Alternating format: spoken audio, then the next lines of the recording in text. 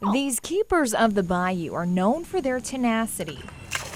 But behind the alligators' piercing eyes and sharp teeth is an immune system that is as ferocious as the primitive creature. They've really put a lot of selective pressure on themselves to develop this tremendous immune system that we've been studying for the last 10 or 12 years. McNeese State University biochemistry professor Mark Merchant handles alligators like they're his own children. He's been bitten, scarred, but never deterred in his quest to prove what it is that makes gators survive and thrive even in bacteria and fungi-filled environments. I've seen alligators with huge injuries, missing limbs, missing big parts of their tail, apparently healthy. To get to the source of the immune response, Dr. Merchant and his students started by studying the alligator's blood. I took blood from an alligator and I said, will it kill these bacteria?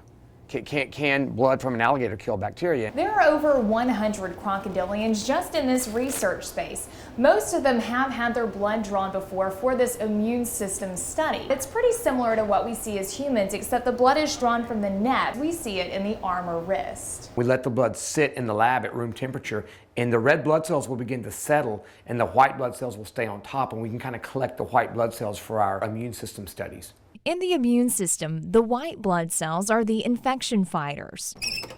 For this experiment, Dr. Merchant isolated the gator's white blood cells and extracted the active proteins. We found that the alligator white blood cells were making these tiny little proteins that have tremendous antibacterial and antifungal activity.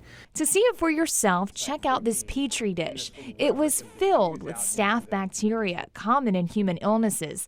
Then a well was created in the dish for alligator blood. Wherever the alligator white blood cell proteins are, the bacteria are dead. You can see around here we have a lot of bacterial growth, but in the middle we have what we call a zone of inhibition. We don't put too much. Grad student Nino Falcone has been a research partner with Dr. Merchant for the past 5 years. He says we're at a health crossroads as current antibiotics become less effective. Bacteria are coming back and are becoming resistant to new antibiotics and all that, so we need to discover new things. The gator blood has shown it can kill E. coli, salmonella, strep, and staph infections, even a strain of HIV.